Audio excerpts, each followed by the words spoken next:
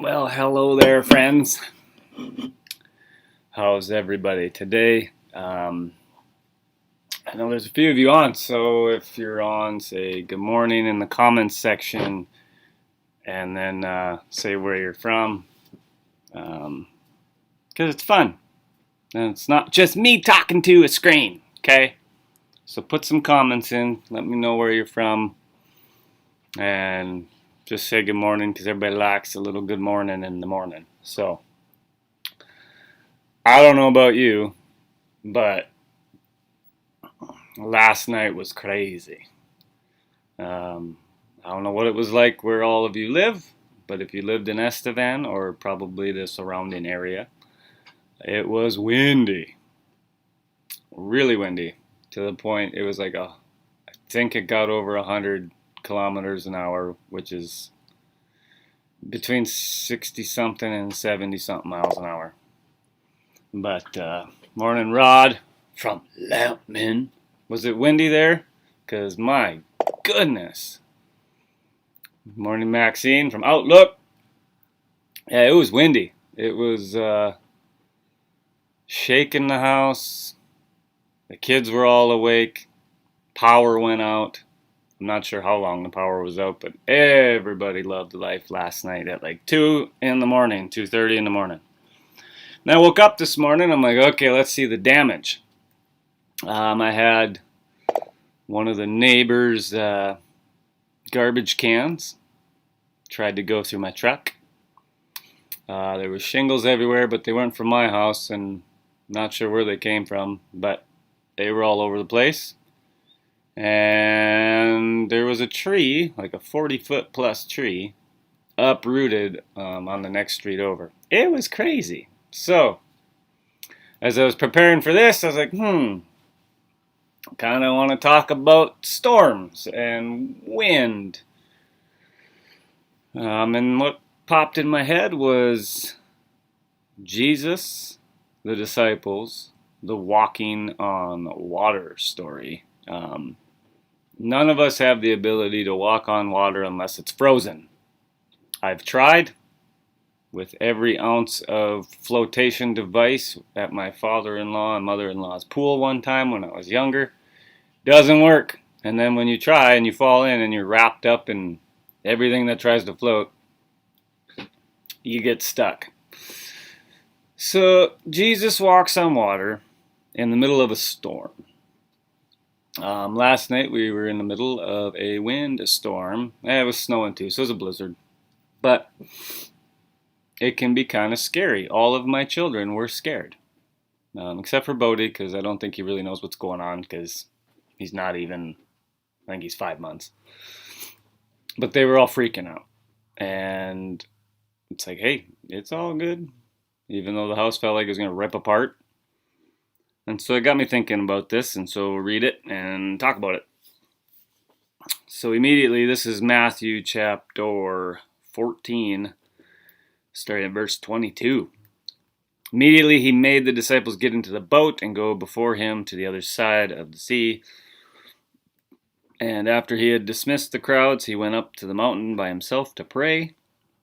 And when evening came, he was there alone, but the boat by this time was a long way from the land, beaten by waves, for the wind was against them. Now in John, the Gospel of John, there's the same story, and he describes it, and I think we can all relate if we were awake last night.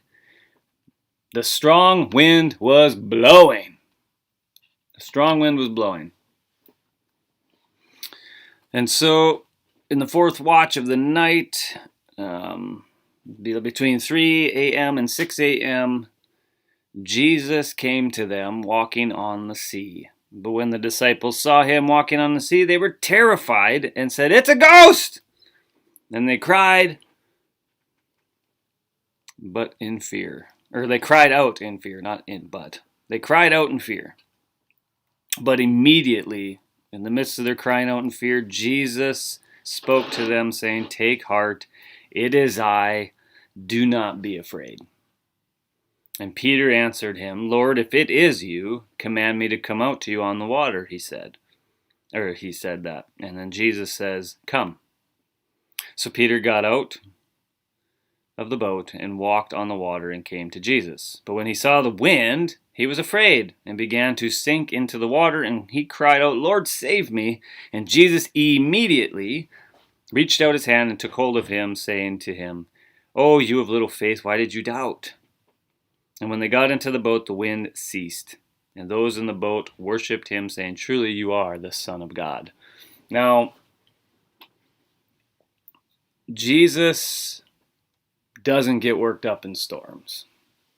Nothing bothers God. Think of our world today. It's pretty chaotic between the U.S. and their crumbling of minds, the unrest in culture, the unrest in politics, the divisions in everything. Even in Canada, there's divisions in politics, unrest. The pandemic has caused another strain in life. God doesn't care. It doesn't, well, he cares. It just doesn't bother him. He's in control. So he's not freaking out when the storms come raging in like they did last night. And so I got to thinking my kids were scared because of the wind. Jesus was there with us. Jesus is in the storm you're in today, if you're in a storm.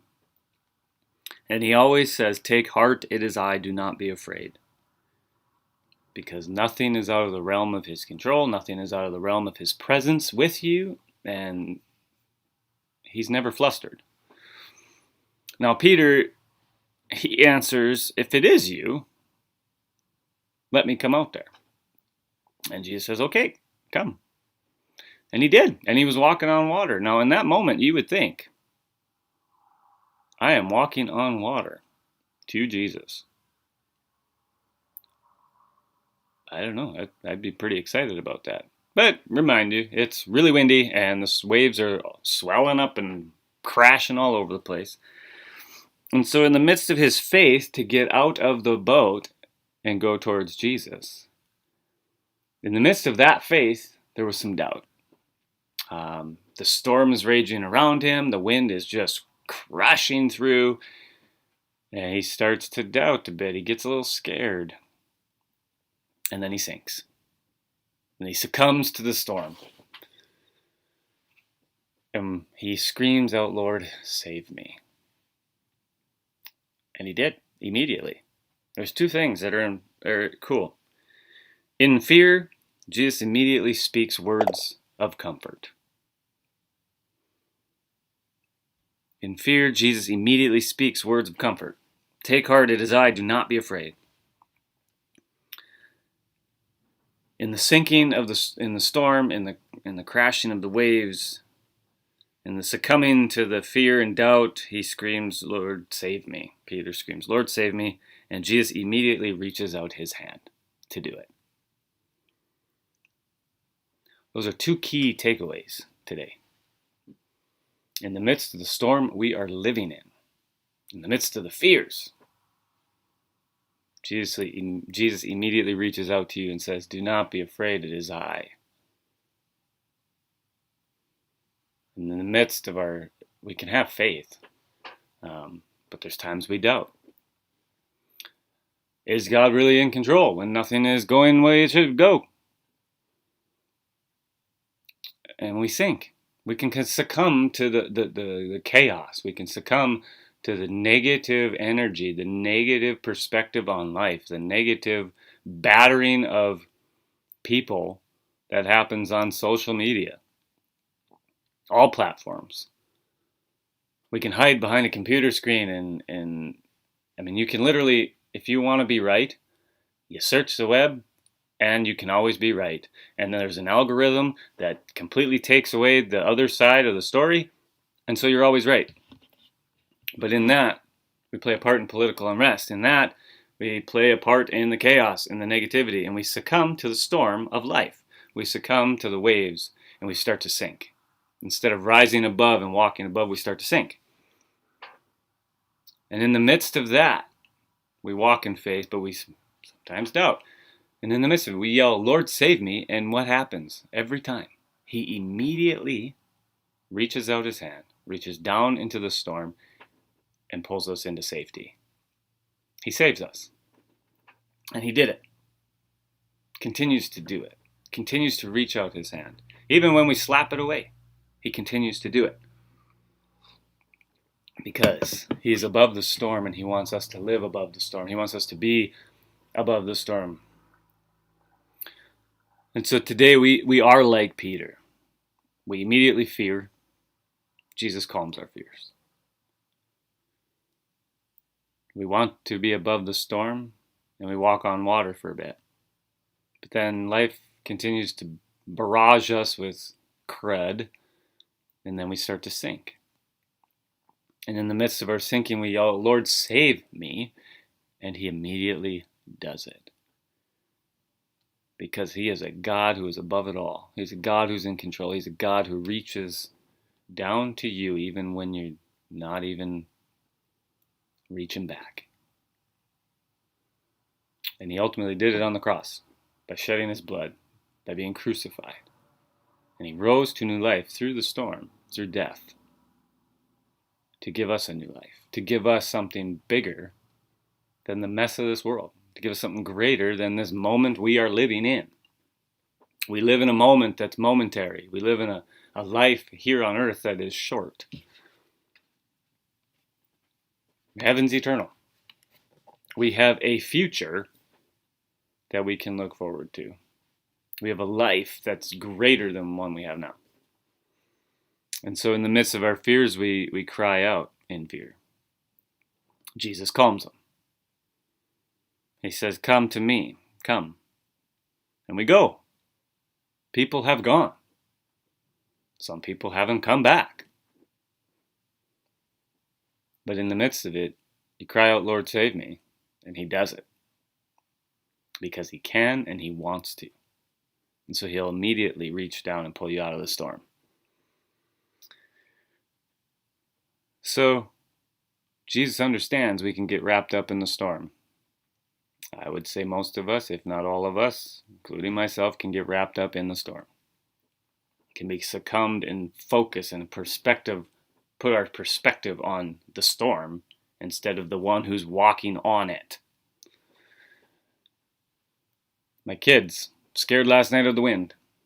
Their perspective was focused on, I don't understand why it's doing and being so loud, it's scary. But in the midst of that, Jesus says, "It is I, do not be afraid. I save you." And so that is our little devotion this morning. In the midst of our fears, Jesus brings us words of comfort and encouragement and calms our fears.